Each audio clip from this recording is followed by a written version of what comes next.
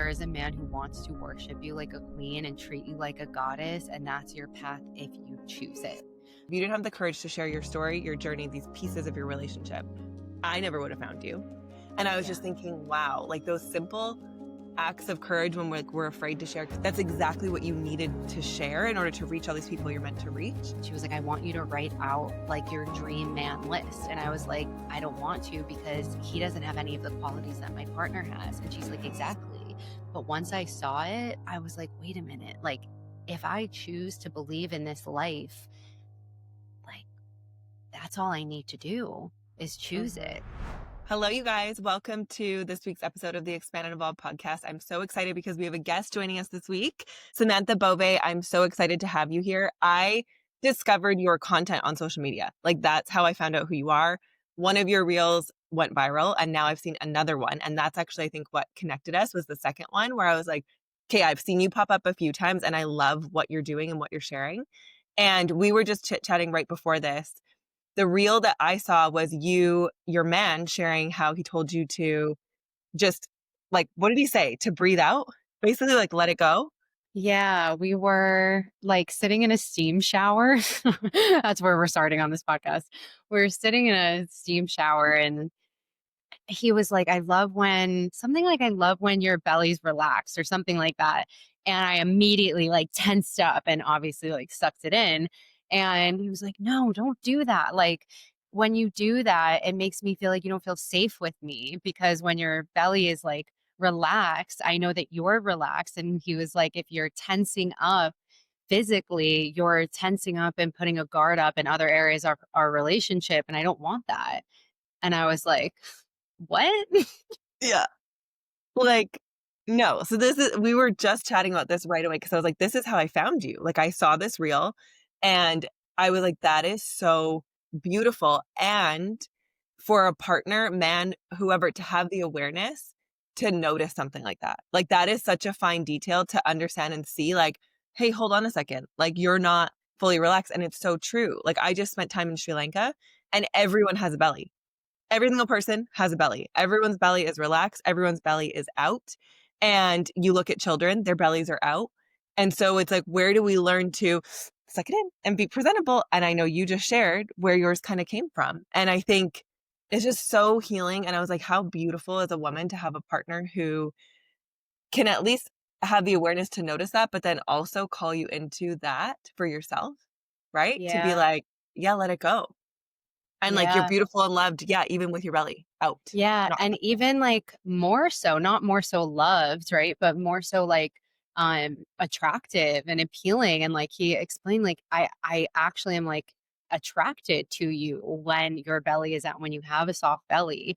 And that like just blew my mind. Like, that is real, but it makes sense, right? Like, if we really think Mhm. about like part of attraction being us being connected to our power and like our true essence and like the comfort that we have about ourselves within ourselves, if we're sucking in like our bellies, which hold our wombs, right? Like, what is that saying? Like, we're literally not allowing our like the seat of a feminine power to be fully relaxed. And there's a lot there. There's a lot.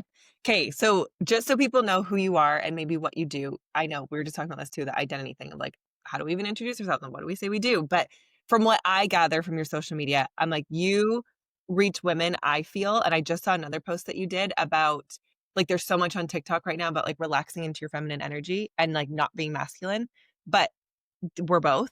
And so I loved your take on that. And so maybe just a little bit about what you do, what you help women with. I know you've been working with women for a long time.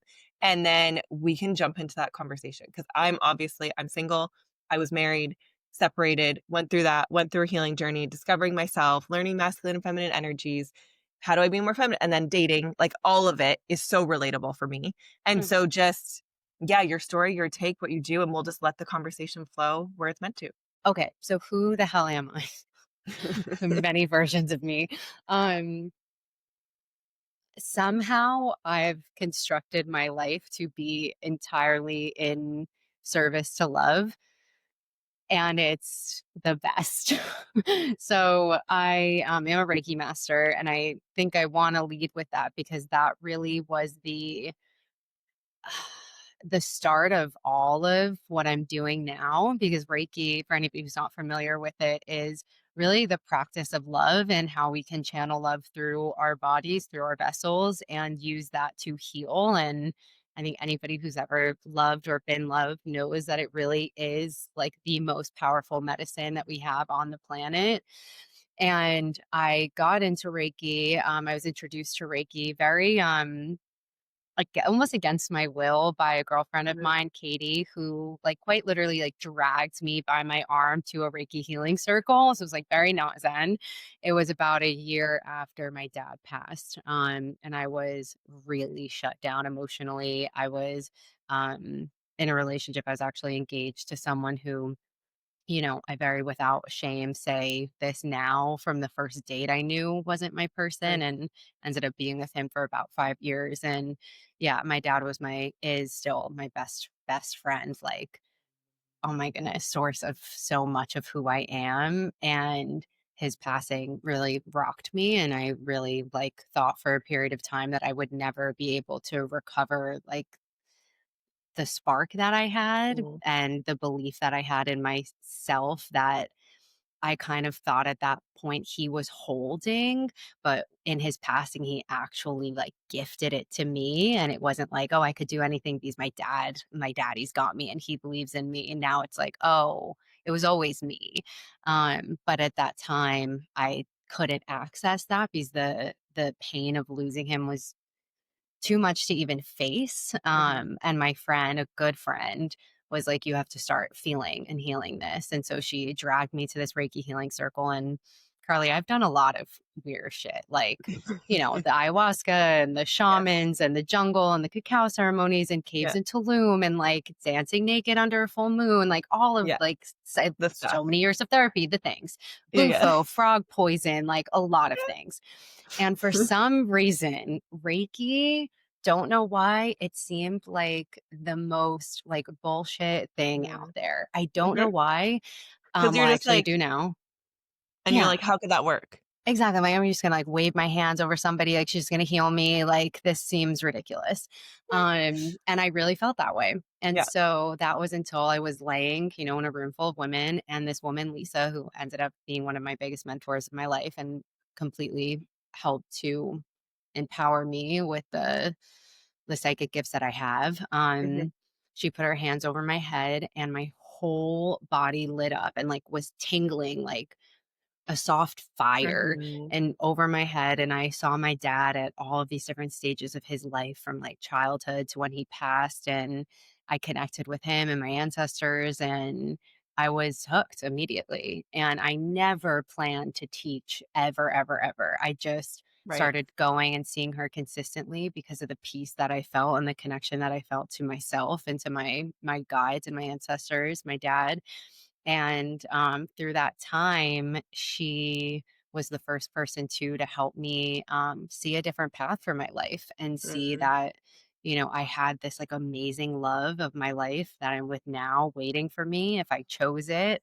And through doing Reiki and then getting attuned and certified through 1, 2, and 3, I like really built up the courage to leave that partnership and launch my podcast and start hosting Reiki retreats and teaching other people how to use this energy to love themselves first. And then when I met my partner a couple of years ago, yeah, he really altered the course of my life. And I'm in this moment realizing even just how much so.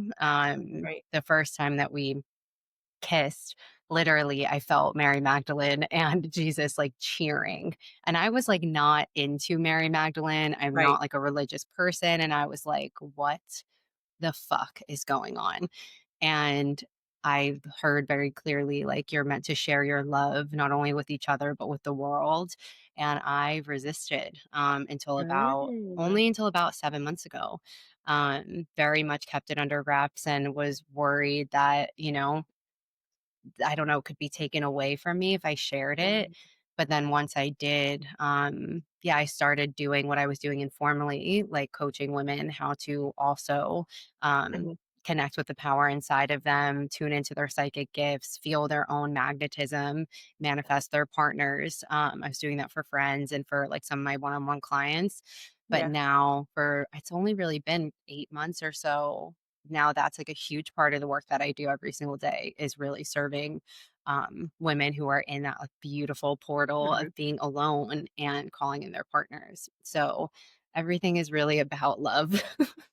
You know what's so crazy? Because as I had my kids at the park, and then I was on my way just thinking about how we were gonna do this podcast, and I was like, "Wow, if she didn't share her voice, like, if you didn't have the courage to share your story, your journey, these pieces of your relationship, I never would have found you."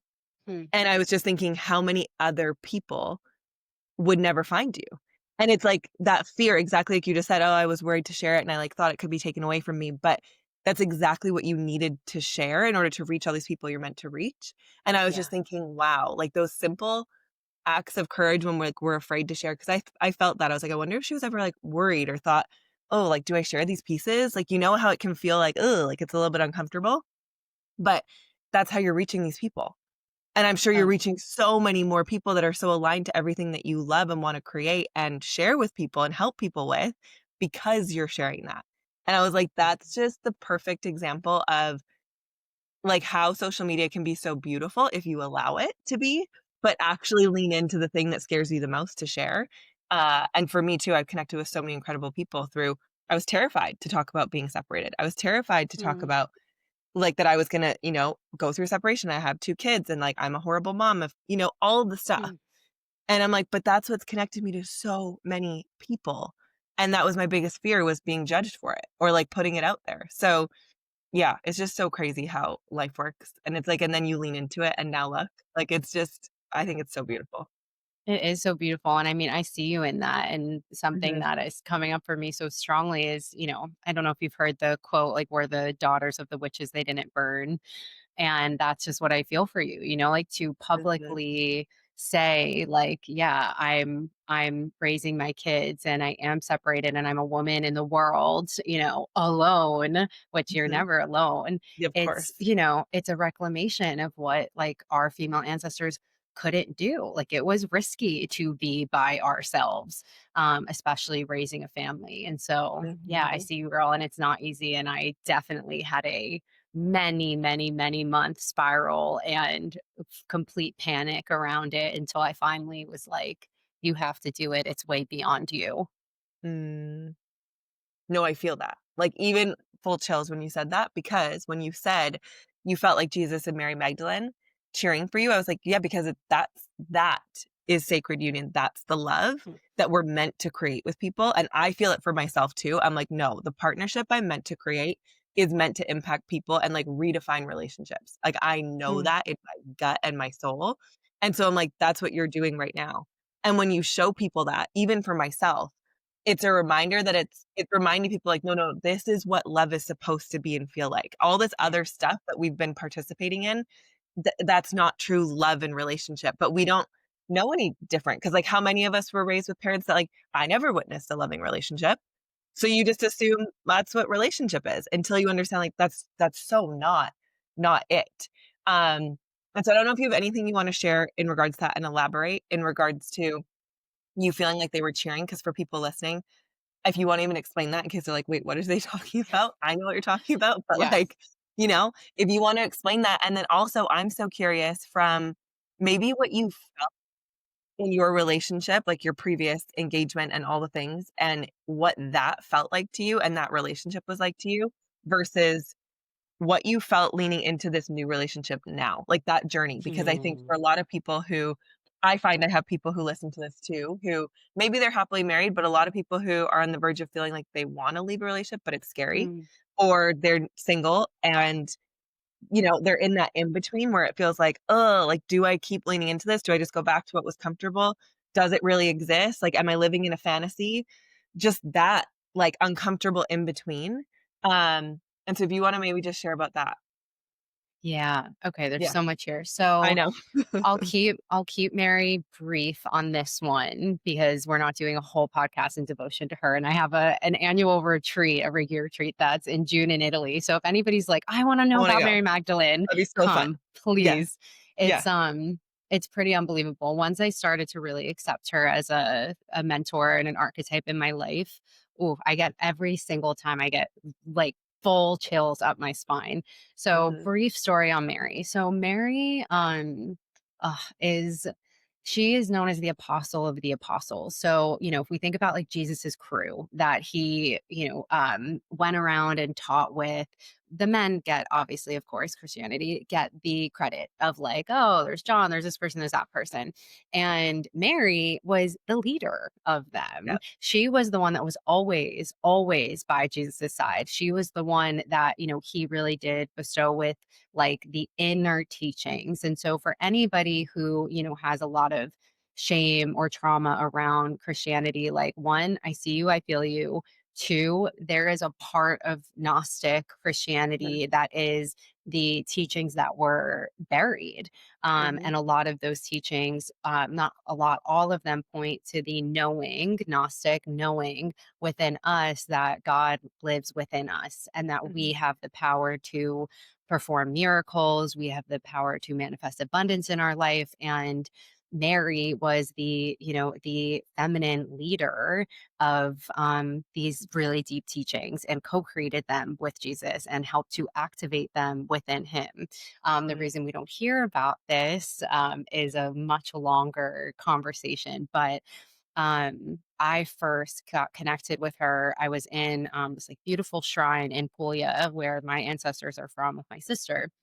And I, well, actually, just bringing it back, I was actually in Jerusalem um, with a girlfriend of mine, and we went to this sacred site, a Wailing Wall, where millions, tens of millions of people go to pray every single year. And I'm not Jewish; I didn't really know anything about it. I Mhm. just like went on this trip, and I put my hands on the wall. Time traveled, sober, and all I could hear was "You're meant to sing Mary's song." And was Mm. like, number one, who is Mary? Number two, this is weird. And I'm a sharer, and I didn't share this Yeah. with anybody for like a year because I was so freaked out. Then I went to Italy a few weeks later. I was in this beautiful shrine, and I got this overwhelming sense of like almost like obligation that Mm. took over my whole body. And I was underground. And I was like, I got to get out of here. So I'm like literally running out of this shrine, left my sister. She's like, what's going on? And on the way out, I saw you could light a candle. And I'm like, let me just light a candle, say like a little prayer. I don't know what's Mhm. going on. And I lit the candle, and same thing. You're meant to sing Mary's song, and you're meant to share the power of like Christ consciousness and healing through Mhm. touch. Like it's time to teach Reiki. And I was like avoiding leading Reiki retreats at this time because I was scared. Yeah. And after that experience, I realized, okay, number one, I have to keep teaching Reiki. Number two, I should probably like start looking into Mary Magdalene because I could feel it was her and not Mother Mary. Yeah. Few months later, my partner and I kiss, same thing. I could feel this presence of good job to you two. Like you found each other, go Mm. help create heaven on earth. And that was intense for a first date. So this And was first date. You guys had never like, how did you meet? so, basically, so a few months after I had broken up with my ex, I was living in San Diego and I went to Austin a few months after to see a girlfriend of mine, Bryn, sleep on her couch, like kind of do the healing thing, get some love from her. And I went to a poetry reading, and this man was reading, and the most like gorgeous poem Yeah. I've ever heard in my life. And all the girls, there's like 50 girls in the audience. They're like screaming, like he's like Mick Jagger. Like it is bananas. And I remember just looking at him and being like, they don't even know. Like they don't even Right. know who this man is. Like almost this weird, like, I don't know, like like they don't Yeah. get it. And I was like, this is weird. So, anyways, it was my partner, and we go out for coffee and have this beautiful connection. But I felt like deep in my bones, we're not ready for this. Mm. And so we stayed connected just on Instagram here and there for about a year after both went on our journeys. And then he asked me out on a real date in New York. Right. He was visiting family, and that was about 2 years ago. So Wow. the first kiss, first real date, Mary and Jesus are clapping. And then he actually, like a month later, I didn't tell him this, obviously. And Well, yeah. he randomly were FaceTiming and he says, "Have you ever heard of Mary Magdalene? I feel like you should look into her work." And so it's been this slow build of welcoming her into my life. And Mm, when you welcome her into your life, you welcome in a source of your power and inner knowing. That is very difficult to put into words, but it's it's life altering. So mhm. that's Mary. And Love. her and Jesus in their union represent a lot to me and to him. So that's Mary. Your second question was around that like really Just the horrible, contrast. yeah, Yeah, in yeah. between. So specifically, because there's so many directions I could go, but specifically, what do you think would be supportive for someone listening to this? Like drop me into like where they are and like what they would want to know. I think specifically for the person who, like, you feel that pull that the relationship you're in, it's like, it could be good, but you're like, "There's something, it's just not there. There's something missing." So it's not for you. You know it's not 100% for you, but it's scary, obviously. Mm, So for that person who either is still in it or has already left, but just that feeling of what it was like to be in it and know that, like, you needed to leave, because that was more agonizing for me than the in between, was being in that marriage and knowing for, like, a year and a half, 2 years, "You need to leave, you need to leave, you need to leave, you need to leave," and I was like, "No, no, this will go away. This is weird, like, I got married for life, like, this is just gonna go away," and it never went away. So, like, that was more agonizing for me than actually being in this in between of, like, being single. yeah. But, more for that person, so whether they've left or not, or they are still in it, that, like, just knowing it's not it, like, that's not the love, that's not the relationship, that's not what we're meant to be living Yeah. in union for life. Like, yes, I believe in sacred union and marriage and life partnership, and I'm sure you do too, but from a place of actual, like, whole love. And so that's where I'm like, what that felt like for you now, contrasting that relationship versus what you are co-creating now. Like, for people to understand, like, you're not crazy for thinking that this isn't it. Does that make sense? No, Yeah. 100%. So there's two things speaking directly to the person who is in it, or just freshly out of it and having a lot of like shame or guilt around how long it took to leave. Um, let me switch away. Um, so if you're in it right now and or you feel this isn't it, there's two things. So I like the phrasing heaven on earth, like just Mhm. this experience where on a daily basis you are so connected, connected to your partner, connected to love. And I really like, I live that. Mhm. And if you're in it and you feel like this is not an accessible state between you and your partner, you have Mhm. to take the energy that you are using to fix this within you and them and redirect that. Like, big U-turn all to yourself. Like truly, I would really recommend that besides like, if you're in a monogamous relationship, you like actually going and being intimate with someone else, you act like you're single. Like literally 100% you begin to act like you're single and not in a rude way, not in a disrespectful way, but in Mhm. a way where you are asking yourself, how can I create this version of heaven on earth in the current circumstances that I'm in for myself? And so what that looked like for me was, starting to go to like, I didn't feel like sensual in my relationship or anything like that, like connected to that part of me Yeah. at all. That was like completely dead in the relationship. And so I started going to like really sexy dance classes. I started to like multiple times a week be hanging out with my girlfriends. I went on solo trips with my sister and like had that space. I started to construct what would this best version of my life look Mhm. like still while I'm in this partnership, because clearly I'm not ready to leave for some reason and it's not up to me to know that yet. That's not my business, but Right. I'm going to create this experience in myself here now. What happens when you do that is that the gap between Mhm. who you are and who he is, if you're with a male partner, becomes so big that the saying yes to yourself to leave becomes so much easier.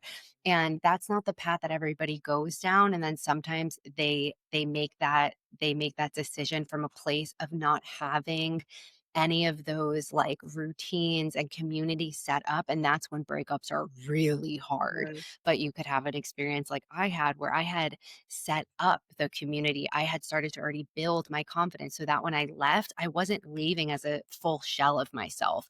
I had already started to build up that confidence. So that's one piece. And the other piece is to give yourself the permission to dream of what it would be like with someone else.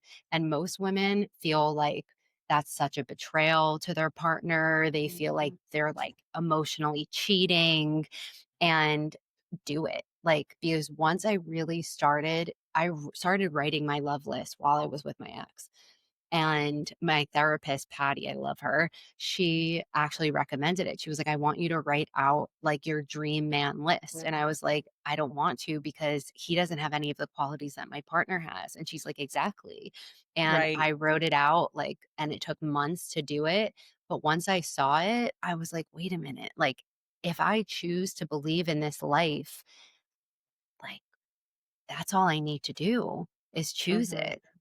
So, yeah, those are two places to start. Right. And I think that is it can I mean, you have your answer right there when you're faced with because I've called it like a PPV list where you write out personality, presence, values, you can write out your Mm, love list, your dream person, whoever.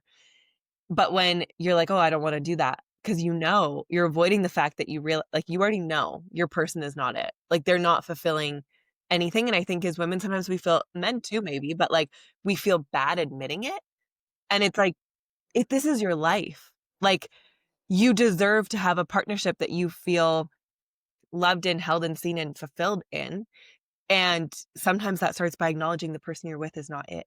And I think we have such a shame around breakups and divorce and all these things. I'm like, it's really not that big of a deal. Like, you're just deciding that this person actually isn't really a good fit for you anymore.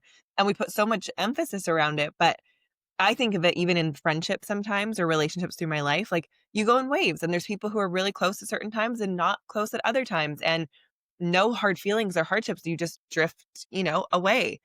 And we put this weird pressure on relationships where sometimes, like you said, when you start leaning into you, because that's actually what I ended up doing, was I started doing that type of stuff. Like, I was going out more. I never usually go out. I was hanging out with my friends a lot more. I was going on trips, excited to go alone. Like, I was doing all of those things, kind of the single life, you could say, even though I was still married. And I know he probably feels a lot of like, I let you do that. And then mm, it led me away, which fair enough. Like, maybe I was being a little selfish in that season, but I obviously needed it. And it helped show me, like you said, the big divide that it was like, I love you and you're an amazing human. There's nothing bad about you, but we are just not a fit. And it became so much easier by the time it got impossible not to leave. It was more agonizing to stay in it than to not because it was just so unaligned. And yeah. that's where you kind of get to, I feel like, when you lean into prioritizing you, and you know this if you coach women, like, you can't fix or change anybody. All you can do is lean into yourself. Like, what can you do to heal your past relationship stuff? What can you do to heal your relationship with your parents? How can you heal your inner child? Like, do that work. And it either calls, I feel, the man to be like, hey, I see you doing this. And like, I think I want to try this too because I'm seeing the shift in you. Or they're completely blocked off, not open to it, and then you have your answer either way. So I was like, Exactly. yeah, you gotta lean into you. Exactly. Mhm. Yeah, and what I'll say too about the vision piece and like dreaming up a new life, which I think, can obviously be really scary. Like I spent the majority of my 20s with early 20s with this person and then I remember one day, contemplating the breakup with a friend and I was like, "Well, what am I going to do? Just like move into my own apartment? Like, will I like move to LA?" And she was like, "Yeah, like every other 20-something-year-old single woman in Yep. America. Like, yeah, that's exactly what you're going to do. You're going to get a lease by yourself, but Literally. all of that stuff, can't even imagine what that's like too with babies. Like, Yeah, all of that, it seems so much bigger from far yeah. away. And I think there still is coding within us as women that like this actually used to be like not really a possibility. And like we Mhm. don't really have, at least I didn't have, and the women I coached didn't have a lot of examples of like single mothers who weren't necessarily thriving. Mine Yes, certainly was not. Like right. she relied on men all of her life, and it was really hard when she didn't have that anymore. And so, Goodness. with the vision piece, though, anything that you can do I'm a big obvious advocate of this because this is a large part of my work to connect to your psychic senses and to Mhm, connect to your intuition. There are so many paths to do that. From Reiki was the biggest path for me, to plant medicine, to meditation. Like there's so many. Find the one that works for you, or a mentorship who's going to really, lovingly push and guide you to go to those places mhm, beyond like this realm, because the version of you in that partnership that feels like heaven, you can actually mhm, access. And when I was receiving Reiki from my practitioner, I had this whole vision of myself with my husband, and we had 2 kids like in our bed, and it was like, he had mm, one of our sons under his arm. He was bringing me coffee with the other hand, and I'm bawling, crying, and it felt like the most love I ever had imagined in my whole life.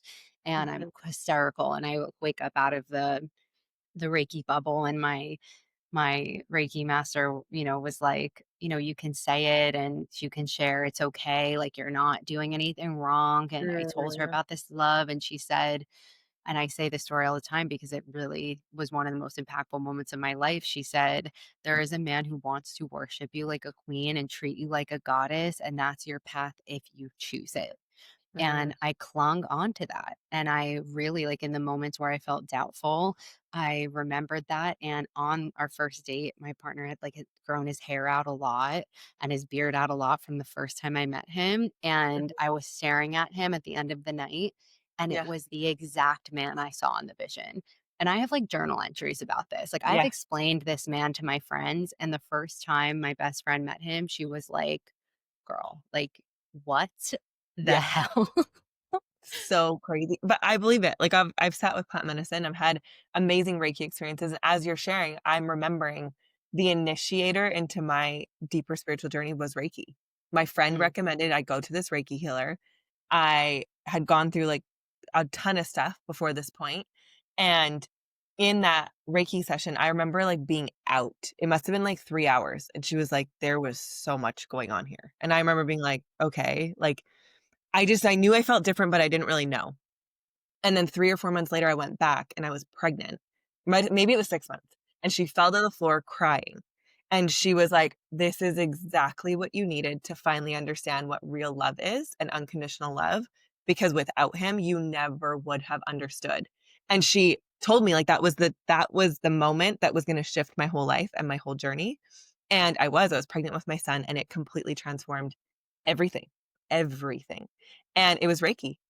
And so it's like that was a massive, yeah, catalyst in my journey also was Reiki.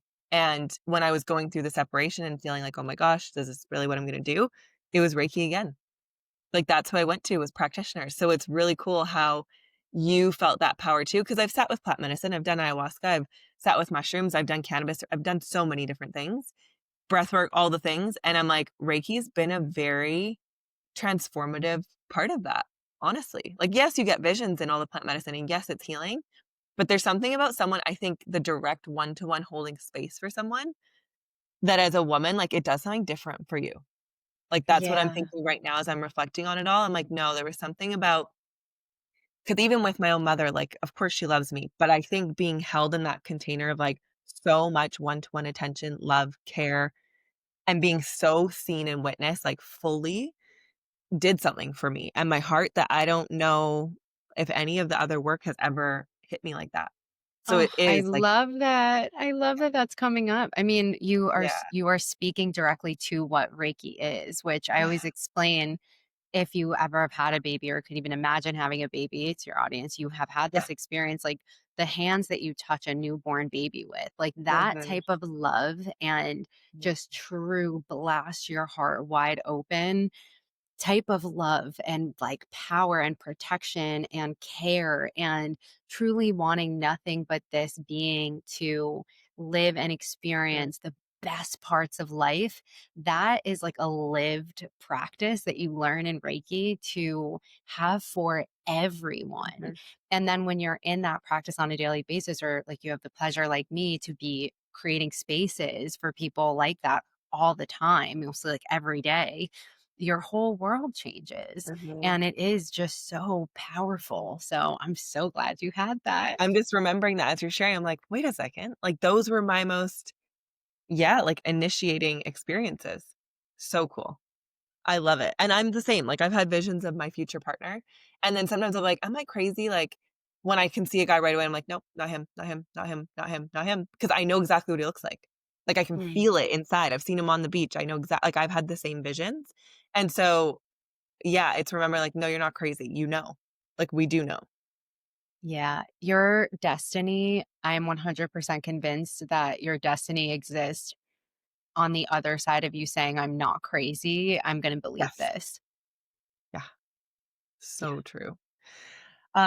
Okay, when you think about your, because I'm curious for, okay, so now the women who like go on this journey and they're single and they're single or stepping into getting to know themselves and you meeting your man, like through the agony and maybe the in between, like how much shifted for you internally to lean into and then feel like, did you feel I'm ready? Or was it just kind of stumbled in? Like there was no I'm ready. It was just like you were doing the work and he stumbled in and it just happened.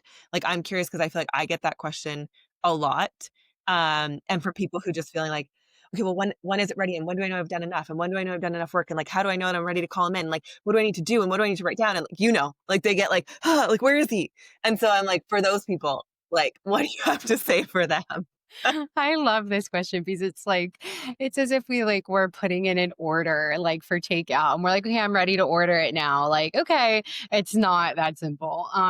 So one, I would like to say something I've noticed now working with dozens of single women is this funny thing that we do that we think that like everyone's love story is the same when like we consciously know that of course people meet each other in all different ways in all Mhm. different seasons of life at their best at their worst like there's so many different love stories like Mm, on apps at a bar on the street through friends at church like love stories there's infinite.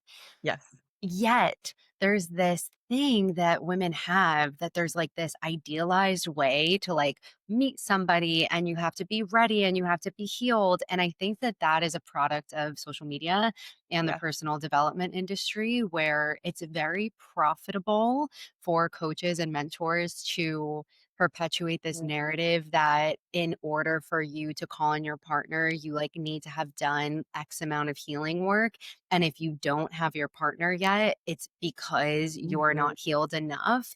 And that is complete bullshit. Right.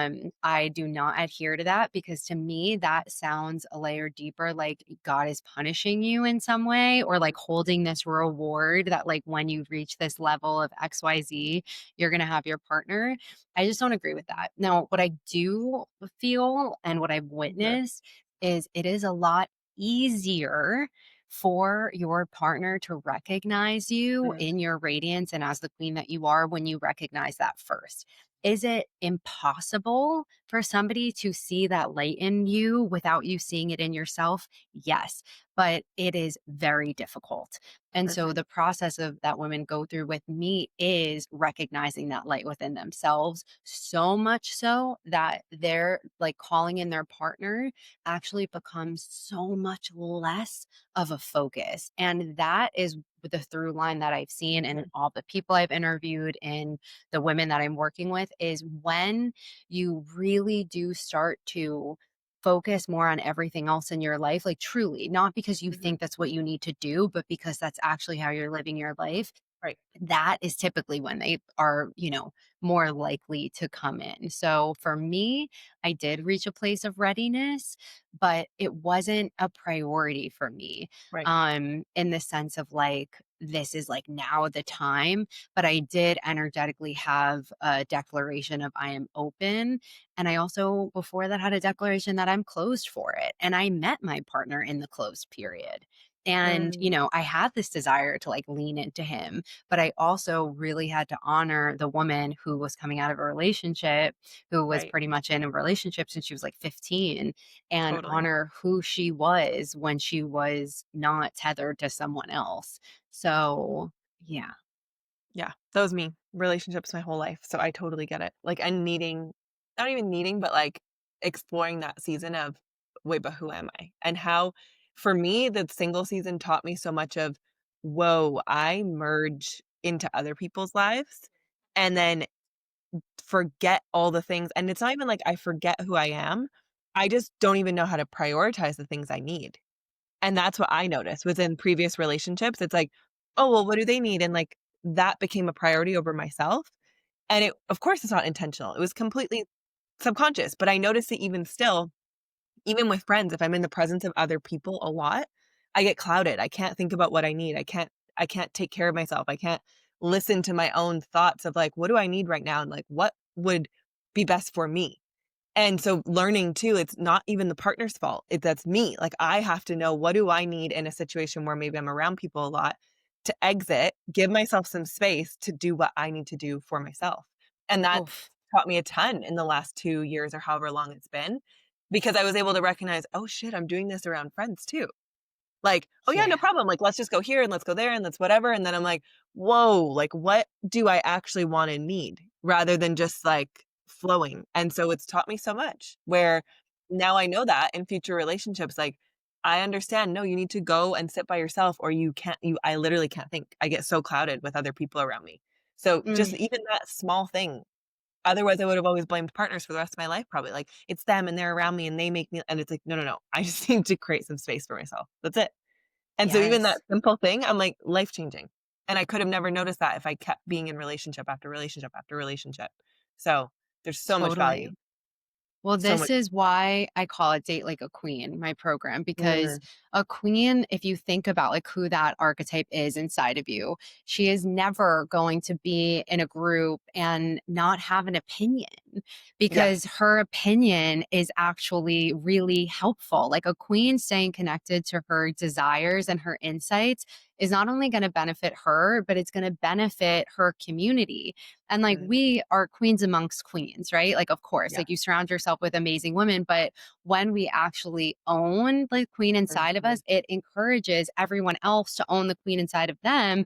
And then what's happening? Oh, now we're around women and in community where everybody's being way more honest and there's not any of that underlying like self abandonment or little Mhm. resentment that comes up between friends or partners when we're self abandoning. When I went on some of the first dates, it's like, how honest can I be? How truthful can I be? Like, how much on my first date is too much? And do I go all in and like show, because I am opinionated and I am strong, and like, do I show that on the first date or do I like the jokey, flirty little schoolgirl? Like, how much do you know what I mean? Like, as it someone, Oh, if you were in relationships, like, if you were in relationships your whole life, I was married for, like, however many years, and now I'm dating again, and I'm like, "Oh, this is weird and new, like, how much of me do I really show?" So, yeah. anyways, if you wanna share that. So I'll share this story is that women who are dating or on first dates and feeling like they're too much is they can think about this story and honestly be even more than I was. So I was on a first date and I at this time was in my like living in New York single Sex in the City season and I was drinking martinis, dirty martinis as I feel like you do when you move to New York and you're single. And I was on a date with a man that I had actually given my number to on the street. Like I saw him, he was out to dinner with a friend, and I just like slipped him my number. And it was one of the most empowering things I ever did. And he would go on to say it was seriously the hottest thing he's ever seen in a woman in the wild. And he's a very attractive man and had said, no one has ever done that to me. And he called me immediately after dinner. It was like really one of like the most pleasant dating experiences I've had, and we were out on our first date and I like dirty martinis or did at that time with Bombay Sapphire gin. It's just hilarious to me because I don't drink hard alcohol anymore, but I loved it. And it was a season. And I know what this gin tastes like. Like anybody who's into food or drinks, like you know what things taste like. So we're at this bar and this woman brings me this drink and I'm like, this isn't Bombay and it was really gross. I'm like, well, I'm not going to drink this. And he's, obviously going to buy the drink. So I don't want to be rude. So I was like, should I say something? Should I not? And I was like, you know what? Me being myself is just going to accelerate anything that is going to happen. And my partner says this all the time. He's like, honesty is only going to accelerate what was inevitably going to happen. And so for me, somebody who values her time, a queen, values her time so much. I want to reveal the truth in any dynamic as quickly as possible, from coaching to friendships to things that my partner and I are having between us. I want to get to the truth of it. And so, in order to do that, I need to be the truth of it. And so I, didn't look for his permission. I just like kind of waved the waitress over and said, "Hey, do you mind if you remake this drink with Bombay?" She's like, "I told them Bombay." And I'm like, "I think maybe they messed up. It's definitely not Bombay." And so she remakes it and I had it and I was like so happy with it. And he looked at me and he was like, "Damn, I can't believe you just did that." And I was like, "Well, yeah, I want to enjoy myself." And he's like, "That was really cool." And that same sentiment, like over so many dates, the first coffee my partner and I got, I remember I ordered an extra hot cappuccino with a little bit of honey and cinnamon. And he looked at me and he was like, "You really know what you want, don't you?" And I was like, "I do. Like, I definitely do." And, for me, like, there is not too much on a first date. Like, I've cried about my dad's passing on first dates. I've, sent back drinks on a first date. Like, but that's who I am. And so hiding any part of that, you're wasting everyone's time.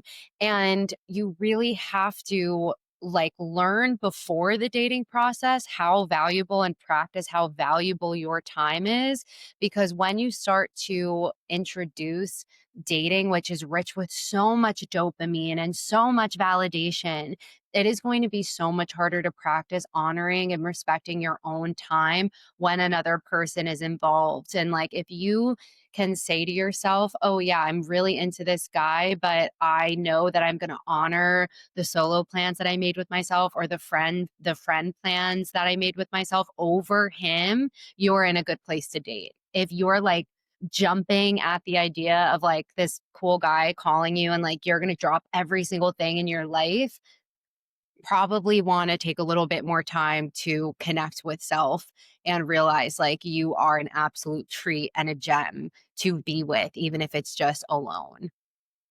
You know what I just noticed by that too, and I feel like this is something that you might wanna jump into, and I feel like could be valuable for people, is with everything, like you said, on social media right now, there's so much of, like, masculine versus feminine, and, like, you need to be more feminine if you wanna attract the guy, and, like, if you're too masculine, you're never gonna attract the masculine guy, and, like, blah, blah, blah, blah.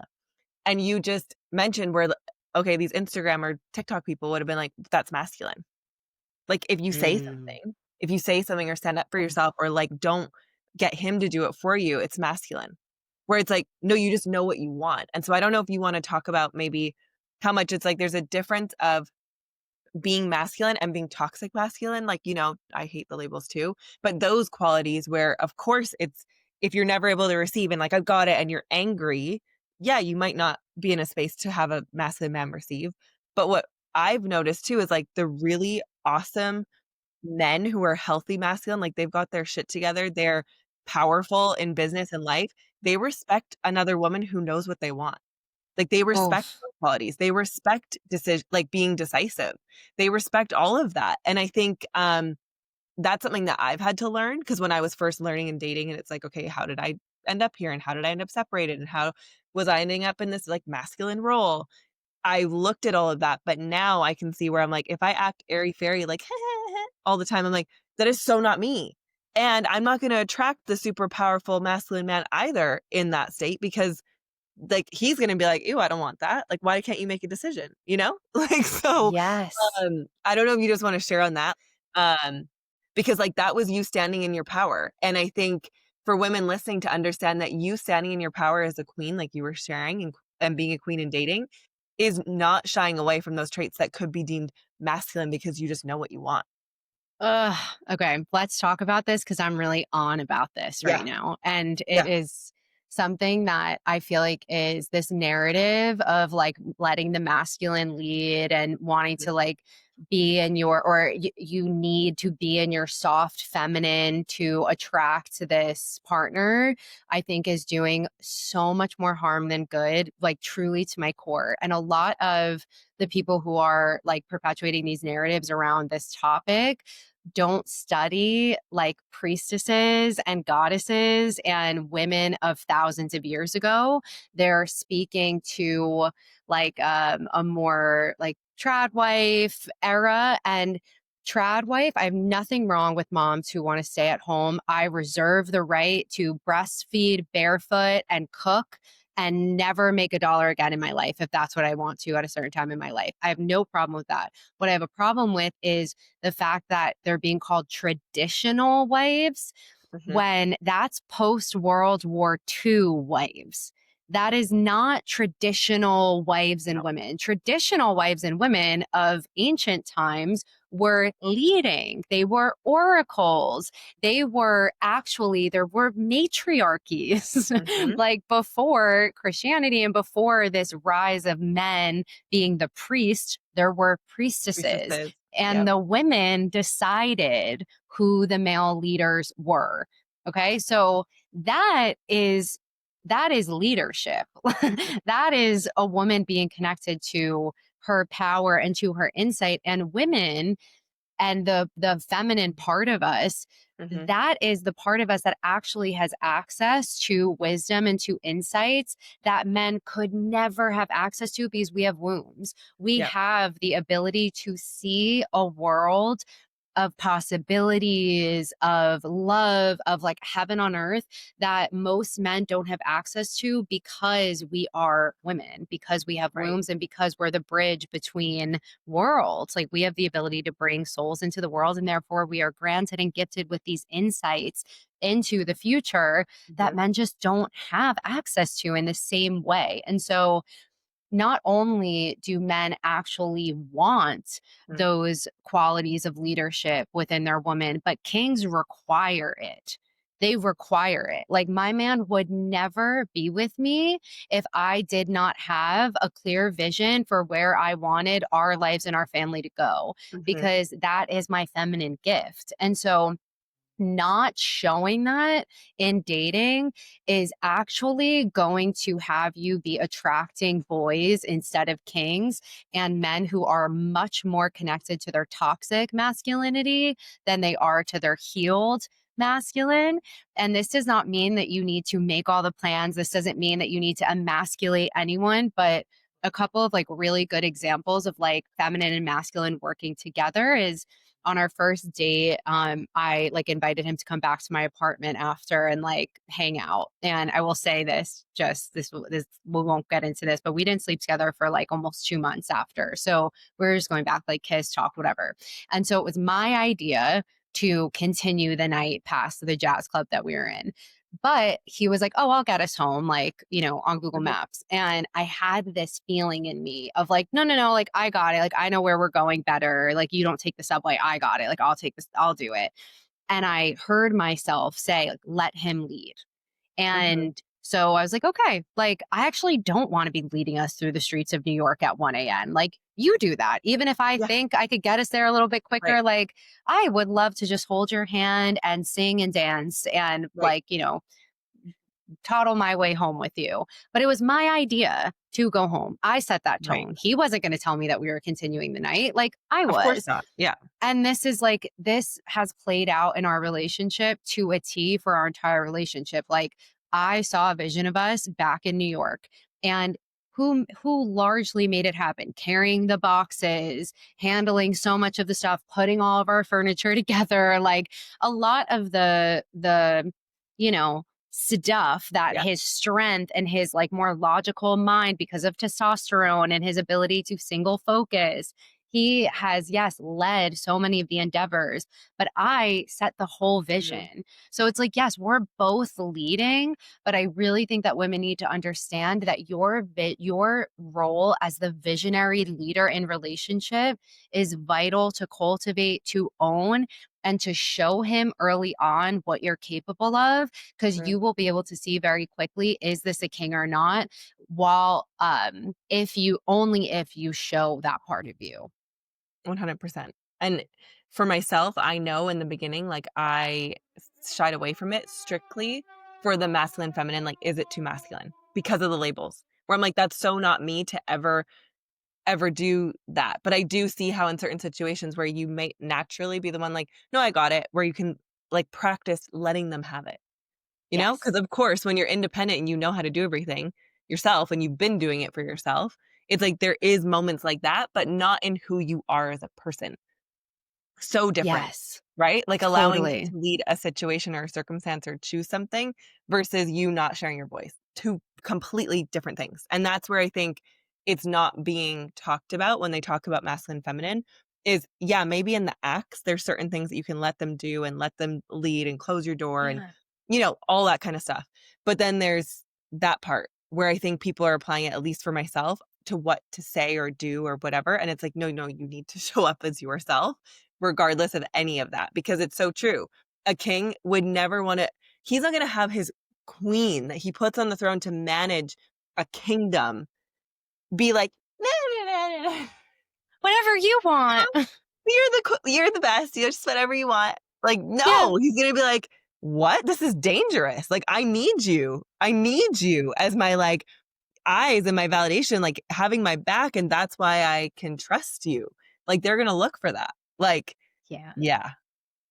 That. So Yeah. important. Yeah, and talk about like how disempowering this narrative could be for women Yes. who already have so much of society telling them that we're less Mhm. capable in so many ways than men are. And then this, and I think, I'm not mad at anybody in particular or No. whatever. Like it's fine. People are just doing what they think they need to share to help people, but it's actually really detrimental. And so, yeah, this is why I think working with the queen archetype is Mhm. really important when you're single and then forever Ever after after too. that. Yeah. Okay, so last thoughts. Is there anything, because I have some books, I'm trying to remember what they were called, but I'm curious if you, in case people are like, what are they talking about? Like this priestess, this goddess stuff, like if Mm. someone's curious where they can go start learning about this stuff, because I remember too, again, Reiki session body workers, she was like, "You're a priestess." And then she told me I got beheaded in a past life. And I was like, makes sense. I was standing up and talking and against like medical freedoms and they chopped my head off. And I was like, makes sense. Honestly, though, like that's so who I am. But I'm like, it Yeah. makes sense. And anyway, she was telling me about the archetypes of priestesses and goddesses. And it got me on this path of understanding the power. And like you said, there's beauty in being a traditional wife. Of course, like being with your kids and all of that is beautiful. But I think when most women try to put themselves strictly in that box of like, well, if that's who I'm supposed to be, but you feel this urge and this pull, because I understand I have two kids. I've done the more sitting at home, being a stay at home mom, you could say I've always had a business. But when I'm not doing something for myself, I don't feel like myself. So it's Mm. not an overachiever or like being too masculine. No, I think for a lot of us as women, we are powerful. We are meant to create. We are meant to do things in this life. And when you go back beyond, like you said, the World War, women were doing that. Like they Yeah. were creating, they were guiding, they were the oracles. They were the ones who told the men where to settle, where to go for the land, what made sense. Like they were the ones guiding that. And yes, like you just said, the men were strong and they're capable and they're smart and amazing, but they would look at the woman to be like, is this a good spot? And so it's both. And so I don't know if you have anything where either it's books or maybe it's programs that you have, but for women who are kind of curious and they've never heard those terms before or don't even know what that means, like where they could go and start looking into that type of work, like understanding the priestess or understanding like where you started learning Mary Magdalene's teachings and things like that. Yeah. So what I'll say is I'm not going to recommend any particular books for a couple of reasons. One, because if you're hearing this and you have an intention Mm. of learning more, like set that intention and people are going to come into your life. The books are going to come into your life. Like, I really do believe books are so medicinal and like really do come in at a certain time. And what I'll also say to that too is there is not, I'm finding more now, but there is not a ton Mhm, out there like from a more like modern mhm, language. A lot of these texts are like very dense mhm. and very deep. One actually I do feel called for somebody listening to this, I will share is Cassandra Speaks by one of my favorite authors, Elizabeth Lesser. It's incredible and it works with a few different archetypes and Greek mythology figures. So that is a beautiful one. If you know that you're drawn to Mary Magdalene, I do an annual Reiki Okay. retreat in devotion to Mary Magdalene. So we're working with her in the Reiki Magdalene, Reiki lineage. And it is luxurious and very pleasure based and sensual, and playing with how do we heal through art and through pleasure and through play. And that is in June of 2026. So if you know Mary is calling to you, definitely consider coming to there. You can just DM me at Samantha.Bove or go to Samantha Bove at .com/Italy 2026. So that's Mary. Let's see what else. Goddess, priestess work. I mean, finding a mentor who like claims a priestess path, and you feel truth and resonance in Mhm. that is really important. Just with any mentor, like, Mhm. is she embodying this? How much do you know about her life and her relationship, and like as a whole, how that's all working out for her? And that doesn't mean who your mentors are lives need to be perfect, but you need to feel like they're being honest Right. about what is going on. So I think working with somebody is always very, very, very helpful, of course. And I think those are really good places to start. Mhm. Just claiming it, just starting to claim every single day. Like, all a priestess is and a goddess is in devotion to a path of love Mhm. and revealing the love in all circumstances. And if you on a daily basis can just start asking yourself, how can I move through this day, through this moment with more love? You're on the priestess path. Like, how simple is that? Yeah, Like, if you are just on it in devotion to love, like, that's it. And, like, that's that it. love is gonna be different for each person, and that if you just keep that the main thing, like how yours was devotion to love and it's leading to relationships, for example, where someone else's could be love through writing or love through books or love through, I don't know, acting. It could be anything. It could be anything. Um, how simple is that? Your devotion to love, and all of our things that we love are gonna be different. And just stay devoted Yeah. to that, and it's so true because you feel that, and it's such a beautiful thing that we can have as women. Obviously, we're talking mostly about women, but men too, where when you feel the thing that someone's doing, they love it. Like, it's Yeah. so magnetic and inspiring, and it doesn't even need to be the same thing that you're doing. You're just like, wow, I love how you do that and lead with love. And I talk about that all the time, even in business, lead through service and love. And if you do that, like, the rest is always going to fall into place, but it has to come from that. Mm, Yes. so good. Always. That's so good. Is there any last thoughts, anything you wanna share, anything before we kinda close this out that you wanna share with This us? this was just perfect and beautiful. And, I really do believe that love is the point of all of this. And yeah, if you're in relationship or you're calling in partnership, embodying that queen inside of you is going to benefit your kids. It's going to benefit your community, your clients, and trusting your vision, even when it feels really vulnerable or you're not. It's not a guarantee that it's going to work out. Like, if you can hold that, you're going to lead your community, your Yeah. family into so much love and prosperity. So, yeah, I'm just so grateful. This was so enjoyable. It was so good. I loved chatting with you. Like, it was so perfect. And you know what? My last thought that I just thought was funny, and then I want you to tell people where they can find you, Yeah. is how interesting, like, all the locations you mentioned play such big roles in my life. Like, when I was going through the feeling like I need to separate, I moved to San Diego. Then when I accessed my new, like, love, and healing, it was Austin, Texas. And it's just so funny, and I literally just booked a trip to New York for me and my son to go see New York at Christmas. And so I'm like, all the locations you mentioned, I was like, it's just so funny how, like, invisible string, like, it's just, I don't know. I just think it's funny, like, interesting that Yeah. those are the places you mentioned, and they're all so, and I keep saying I need to go to Italy. I've been feeling it, like, so strongly, and then you brought Carly, that up, and it was a come. full yes. I was like, "No, I want to be there. Like, I'm supposed to go." So I'm like, I just love it. It's so good.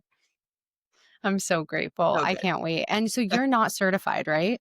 I in You haven't Reiki, gone through the training? Yeah. I did level 1, Oh, you and did then level 1. yeah, Okay. I didn't keep I was just like, I was like, "This is something fun to, like, learn." Um, but Oh, yeah, I've you're thought about it before. I'm like, I should probably fully certify myself because my kids even ask me. They're like, "Can you Reiki on me? It feels so good." And, like, it's so funny where I just, like, naturally kind of do it, but I never went into level 2 and 3, so I probably should. Oh, I'm Yeah. so excited. We'll talk after all the Yeah. things. Amazing. Okay, amazing. Thank you so much for being here. Where can people find you? I know you already kind of mentioned your Instagram, but where can people find you? Is there anything that you have going on right now? If someone feels super called, they're like, I need more of this person. I need more of what she teaches. Like, how can they find you and what do you have going on right now? Yeah, so a few things. One is date like a queen. So anybody who's wanting to call in partnership, connect with the queen archetype. Yeah, you can DM me or go to my website. You'll see everything on there. Mhm. That's one. That is a self-paced program, but it also has a live version. And we're launching the live version in November, and then we'll do another one in January. The live version is obviously much juicier because you get mentorship from me and you're in community doing it with people. So if you have a pull towards the curriculum, do it. Like it is the results that it's getting, I don't want to say the results, the revealing that is happening within the women is so beyond what I could have ever prayed for. It is like unbelievable. So that's State Like a Queen. And then, yeah, the Reiki retreats. I host Mhm. a few a year. I may add another one in 2026. I'm not sure yet, but we'll definitely have Italy in June. And if you have any interest in developing your intuitive abilities, any interest in learning Reiki, just come. It will hands down be one of the best decisions you've ever made in your life. Like it is Love. a portal that cannot be explained or replicated. So those are really it. And then of course I do one-on-one mentorship if you want to dive into any of these topics deeper. But yeah, just come say hi if you liked anything from this podcast. If you resonated with anything from this podcast, please tell Carly and I. Like we obviously Mhm. love what we do so much, and it's such fuel for us to hear your real like aha moments 100%. and experiences. So I'm Yeah. just so grateful. Oh, this was so good, and now I want everyone to go binge your content because I just love it, and you and your partner, like, showing that love is, I think, healing for people to know that, like, Mm. they have that feeling and that pull and it exists, and so it's really Mm. beautiful to watch, and I think for a lot of women to see a man show up so big and, like, love so big, and, like, that's healing for people because women know that that's what it's meant to feel like, but I feel like a lot of women haven't experienced that. So, you guys Yeah. sharing, it's healing for the world, seriously. Oh, I appreciate that. Oh, and my podcast, it's coming Oh, yeah. back in January. She's Too Much is the podcast. There's like Oh, 100 perfect name. episodes. Go binge that. There's so much you could learn and Yeah, feel and heal and all the things. So that's just She's Too Much anywhere you could listen to podcasts. I love it. Thank you so much for being here. Thank you for spending your time with me, and I can't wait to connect further. So thanks for being here. Yay, me too. Amazing. Bye. Bye.